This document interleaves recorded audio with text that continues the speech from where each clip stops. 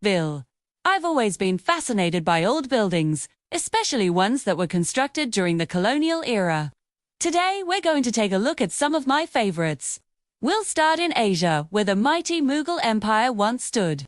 The Jama Masjid, or Friday Mosque, was built between 1656 and 1658 by the same architect who designed the Taj Mahal, too. It's considered to be the largest mosque in India and can hold over 25,000 worshippers. The red sandstone and white marble used in its construction are similar to other notable buildings of the era, like the Taj, as well as the Lahore Fort and the Hawa Mahal, or Palace of Winds.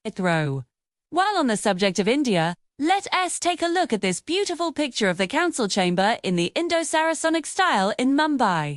These types of buildings are called chhatris in Hindi and were typically built as memorial pillars with domed roofs.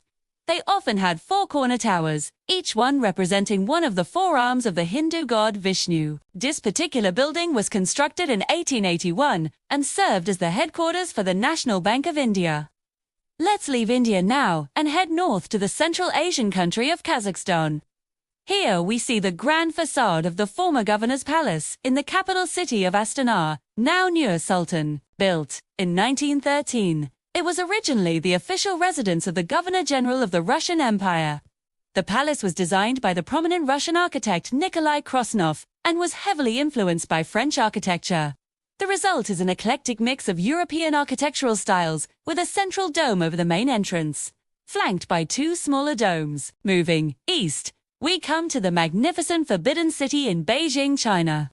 Built in 1420, it was the imperial palace for 24 successive Chinese emperors until 1925, covering an area of over 180 acres. It's the largest and best preserved ancient wooden structure in the world.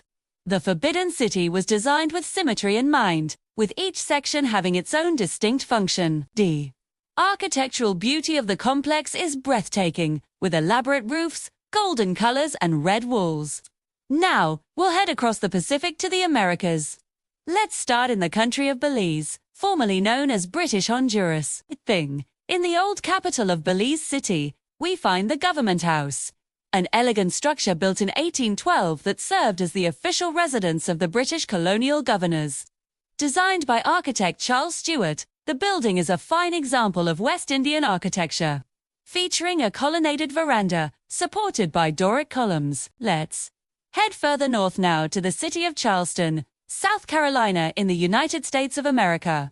Here we see the famous Rainbow Row, a series of colorful Georgian-style houses built in the 18th century.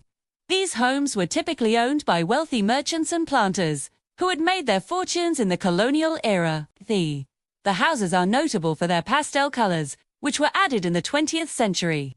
Just a few blocks away from Rainbow Row is another gem of colonial architecture, the Old Exchange and Provost Dungeon.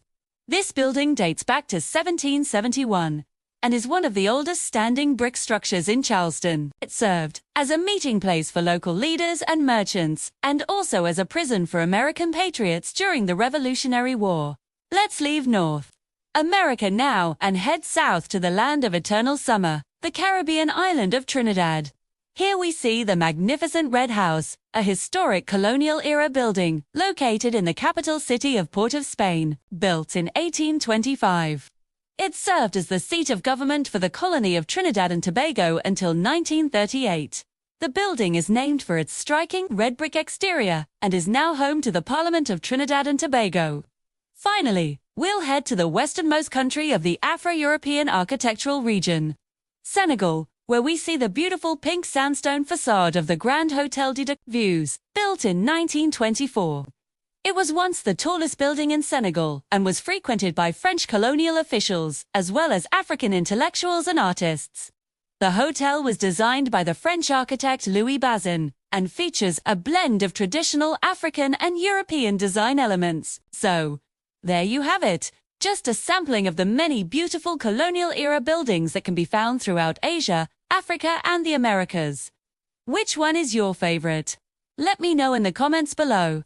And be sure to subscribe for more videos about our shared human history. Thanks for watching.